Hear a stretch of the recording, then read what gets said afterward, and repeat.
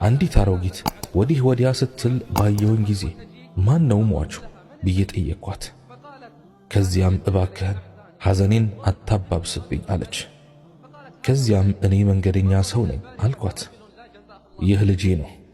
ትናንት የእጁን ይስጠውና አንድ ሰው በመንደራችን እያለፈ ሳለ ስለ ጀሃነም እሳት የምታወራ የቁርአን አንቀጽ ሲቀራ ሰምቶ ልጄ ከዚያም በፍርሃት ተርበደበደና ብዙ ካለቀሰ በኋላ ሞተ። ከዚያም እኛ የአላህ ነን ወደሱም ተመላሾች ነን አልኩኝ።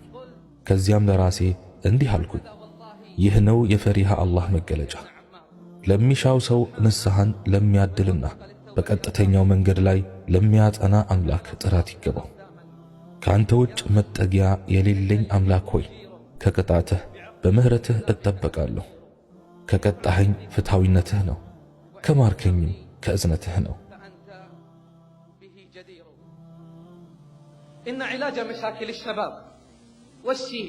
ለወጣቶች ለአረጋውያን እንዲሁም በጭንቀት ለተዋጡት ሁሉ ፈውሳቸው ወደ አላህ መሸሽ ነው፣ ወደ ተመላሾች ቅፍለት በመቀላቀል ነው።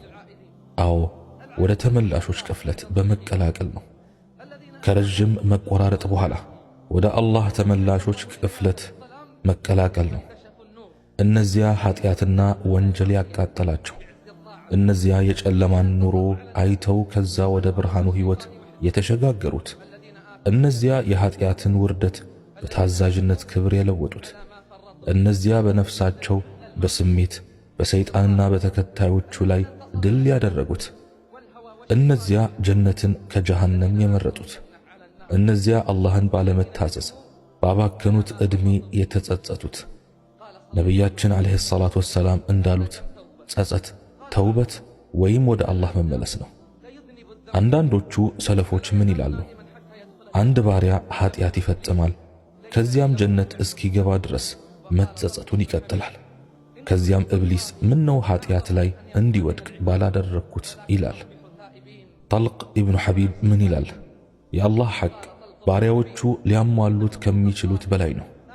ቢሆንም ግን ተውበት አድርጋችሁ አንጉ፣ ተውበት አድርጋችሁም አምሹ። ጥፋት መፈጸሙ ላይ አይደለም ነውሩ፣ ነገር ግን በጥፋቱ ላይ መቀጠል ነው እንጂ። አላህ ባንተ ላይ የዋለው ችሮታ መዘንጋት ነው ነውሩ። አላህ አንተን እንደሚመለከትህ መርሳትህ ነው ነውሩ። አንድ ሰው ኢብራሂም ኢብኑ አድሃም ዘንድ መጣና አንተ ኢብራሂም ሆይ ጥፋትና ኃጢአት በመፈጸም ራሴን በደልኩት፣ ዕድሜንም አባከንኩት፣ እባክህን ምክርህን ለግሰኝ አለ። ከዚያም 5 ነገር እመክርሃለሁ አለ። አንደኛው ከአላህ ሲሳይ አትመገብ፣ በሱ ላይም አምጥ አለው። አንተ ኢብራሂም ሆይ እንዴት ይሆናል? እሱ እኮ ተመጋቢ ያልሆነው መጋቢ። ከዚያም ኢብራሂም እንዲህ አለ፣ ትገርማለህ፣ ከሲሳዩ እየተመገብክ ታምጠዋለህ።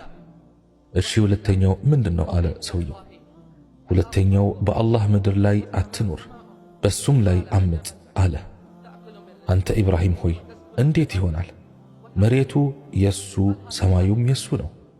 ከዚያም እንዲህ አለው፣ ትገርማለህ፣ ከሲሳዩ እየተመገብክ በመሬቱም ላይ እየኖርክ ታምጠዋለህን? እሺ ሶስተኛው ምንድነው? አለ። ሶስተኛው አላህ አንተን ማየት ወደማይችልበት ቦታ ሄደህ አምፀው አለው። አንተ ኢብራሂም ሆይ ወዴት ይኬዳል? እሱ እኮ ማንገላጀትም እንቅልፍም አትይዘው። ትገርማለህ፣ ከሲሳዩ እየተመገብክ በመሬቱም ላይ እየኖርክ በሁሉም ቦታ እንደሚያየህ እያወክ